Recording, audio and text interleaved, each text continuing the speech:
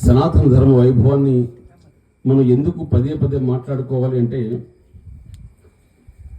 So ఎక్కడైతే హరినామ సంకీర్తన జరుగుతూ ఉంటుందో అక్కడ చకల సరాచర సృష్టిలో ఉన్నటువంటి దేవీ దేవతలందరూ కూడా ఆనందాన్ని పొందుతూ ఉంటారట. ఇది ఎక్కడ చెబుతున్నారు అంటే కలిశతరణోపనిషత్తు అనేటువంటి ఉపనిషత్తులో చెబుతున్నారు భగవంతుడు. హరే కృష్ణ కృష్ణ కృష్ణ హరే హరే, హరి రామ రామ రామ హరే హరే, ఇది షోడశకం నాం కలి కల్మషనాశనం, నాతరో పరతరో పాయ సర్వవేదేశో దృశ్యతే. ఈ 16 పదాలు 32 అక్షరాలతో కూడుకున్నటువంటి ఈ హరే కృష్ణ మహామంత్రం, హరే రామ మహామంత్రం, దీన్ని కలియుగ తారక మంత్రం అని పిలుస్తారు. ఈ మహామంత్రాన్ని కేవలం మనం నామమాత్రాన్ని పలికినా కూడా అంతంత అద్భుతమైన ఫలితాన్ని వస్తుంది. కేవలం భగవంతుడు ఈ యొక్క సృష్టిలో కలియుగంలో ఏ రూపంలో ఉన్నారో తెలుసా అండి? అర్చారూపంలో మనం చూస్తున్నాం, స్వామివారి విగ్రహంలో ఉంటారని చెప్పేసి.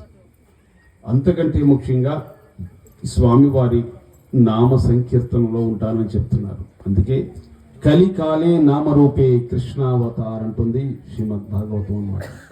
చైతన్య చరితామృతంలో చెప్తారు, కలికాలే నామరూపే కృష్ణావతార్. కలియుగంలో భగవంతుడు నామరూపంలో ఉన్నాడు అంటారు అన్నమాట. నామరూపుడు ఎందుకున్నారు అంటే, మీరు నామాన్ని పలికితే చాలండి. కలికాలే నామరూపే కృష్ణావతార్ అంటుంది మొత్తం శాస్త్రం. అంటే కలియుగంలో భగవంతుడు నామరూపంలో ఉన్నారు అని చెప్తుంది శాస్త్రం. మరి దీన్ని మనం ఎలా అర్థం చేసుకోవాలి అనేది మనం చిన్న క్లాస్ చెప్పేసుకుని ఇంకా మనం ఆ తర్వాత జపంలోకి వెళ్దాం. ఇంకా అందరూ వచ్చేసినట్టు అనుకుంటాను. ఇది జాగ్రత్తగా వినాలి అందరూ కూడా, ఇంట్లో ఉన్న వాళ్ళందరూ, పెద్దవాళ్ళందరూ.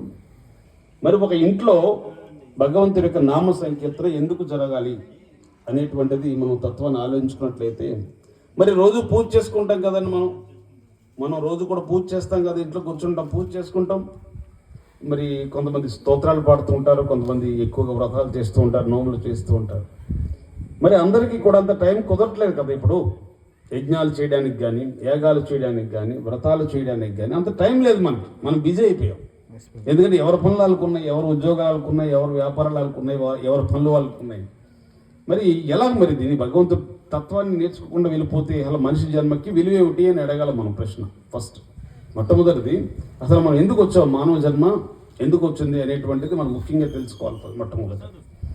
సో ఎందుకు వచ్చింది మానవ జన్మ అనేది మనం ప్రశ్న వేసుకుంటే కనుక, 84 లక్షల జీవజాతుల్లో ఏ జీవికి దొరికినటువంటి మహా అద్భుతమైనటువంటి అవకాశం మనిషి జీవికి మాత్రమే దొరికింది. అది ఎందుకు దొరికిందయ్యా అంటే, ఏ జంతువుకు లేనటువంటి విచక్షణ జ్ఞానాన్ని భగవంతుడు మనిషికి ఇచ్చాడనమాట. మరి ఈ మనిషి జన్మను మనం ఎలా సార్థకత చేసుకోవాలి? అందరూ వింటున్నారని గమనిస్తున్నాను నేను మాట్లాడకుండా.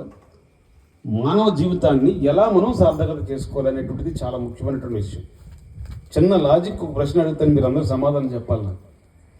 ఒక అబ్బాయి పుడతాడండి, చిన్నప్పుడు పెద్దవాడు అవుతున్నాడు.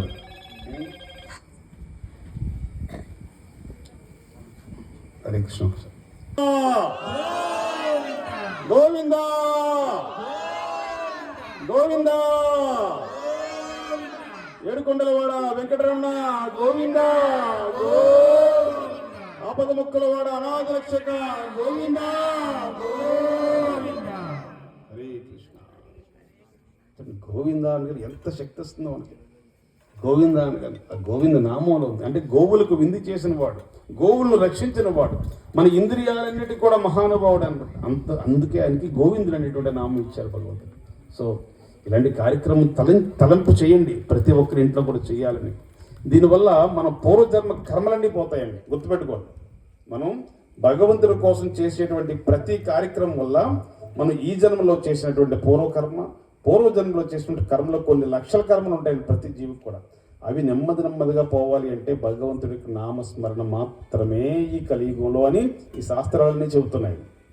ఇంకా మనం యజ్ఞాలు చేసినా, యాగాలు చేసినా, తపస్సులు చేసినా తగ్గుతాయి, కానీ అంత శక్తి మనకు లేదు. ఇప్పుడు మిమ్మల్ని ఇక్కడ కూర్చొని ఒక 4 గంటలు కూర్చొని కదలకుండా హోమం చేయండి, గణపతి హోమం అన్నాం అనుకోండి, 1,52 లక్షలు అవుతుంది మనకి.